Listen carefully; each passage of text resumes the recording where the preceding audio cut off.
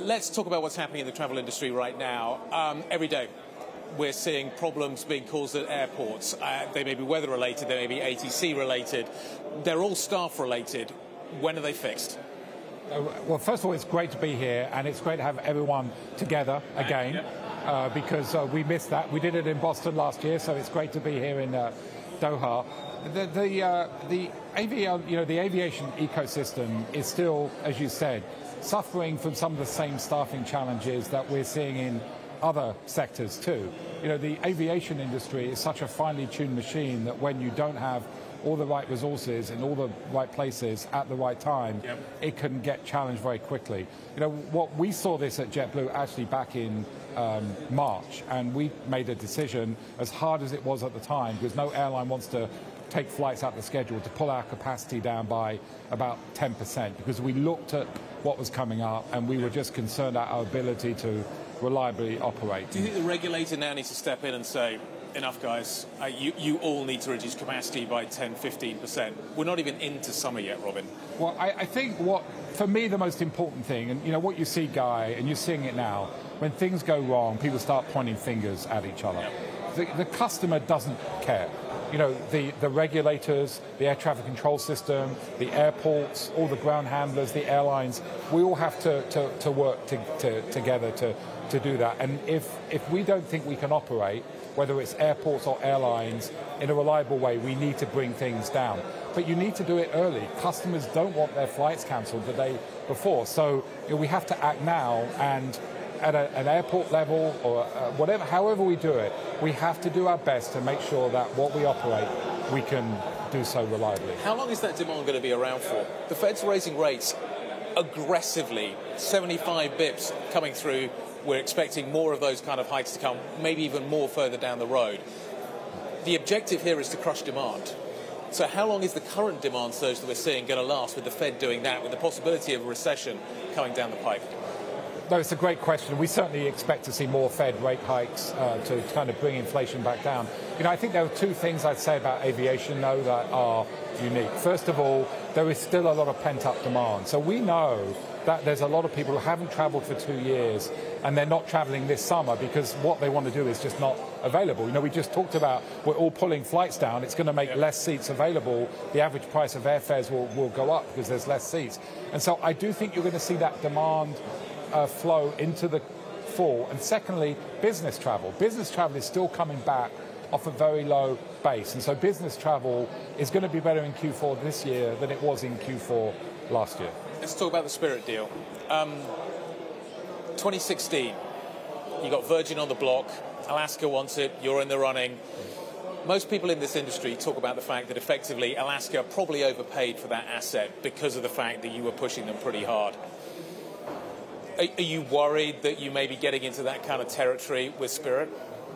No, I mean, we're very excited about creating this new national low-fare challenger. If you look at the value of the deal that we have on the table, it offers great value when you compare it with recent opportunities like Virgin America. But having said that, we're very excited. It's an all-cash offer. It's about a 60% premium of the competitive deal, and we have a lot of conviction to get it done. What are you buying here? People are talking about the fact that you're buying basically Spirit's order book. They've got a lot of aircraft on order. Is that what you're buying here? What are you buying? Well, guys, really four things. It is an order book that's exciting, and it has great similarities to our order book, so there's a lot of commonalities there. It's access to gates and infrastructure, airports that we want to be bigger in. We'd like to fly more to markets like LAX. It's been very hard to get the gates to do that. A combined JetBlue Spirit will be a better competitor against the legacy airlines. We're buying access to skilled people. I mean, pilots, in-flight, maintenance, and we just talked about how we're all struggling with this. You take the JetBlue team and the Spirit team, both great teams, bring them together, it's going to allow us to continue to ramp up much more quickly. And also, by building this bigger national low-fare airline, just appealing to a bigger group of customers. Our loyalty program, our vacations program, all of these products we can bring to more people. What are you prepared to give up to get it across the line? we've offered unprecedented divestitures. I've been doing this a long time. I've never seen a potential acquirer say, you know what, we're going to give up these gates, we're going to give up these slots. We've already put that on the table. What about the Northeastern Alliance you've done with America? You could argue that would be a bargaining chip in this kind of a situation. Is that how you're seeing it? If you look at what we've offered, Guy, in terms of gates and slots, we've already said at the Northeast airports that a combined JetBlue and Spirit won't be one gate or one flight bigger than we were before. Right. We've offered all of Spirit's gates and slots, all of the Northeast airports, so that a new ultra-low-cost carrier can come in and compete and really make sure the status quo remains. I'm not sure that was a yes or a no. So no. If you had to pick, which one would you pick? We're not going to pick. We can do both. And the Northeast is about making JetBlue bigger in the Northeast. The Spirit transaction is about growing a bigger JetBlue outside of the Northeast. Look, you've got 4 large airlines in the US with 20% share. Right? For us truly to make sure this industry stays competitive, we have to, as a smaller airline, find innovative ways to grow and help keep low fares and give customers choice. A bigger JetBlue, powered by both the NEA and the Spirit transaction, really can be a game changer. Is this, if you don't do this, then what? If we don't do this, we have an organic plan. This is speeding up our organic plan by about 7 or 8 years. And so if it doesn't happen, we'll end up doing most of the same things. It's just going to take us a lot longer. London, how's it going? We've seen significant problems at UK airports as well. I imagine that's an issue for you. You've also got aircraft delays, which is affecting the Boston routing. Yeah. How quickly can you recover all of that? How quickly can you get the North Atlantic kind of to where you want it to be?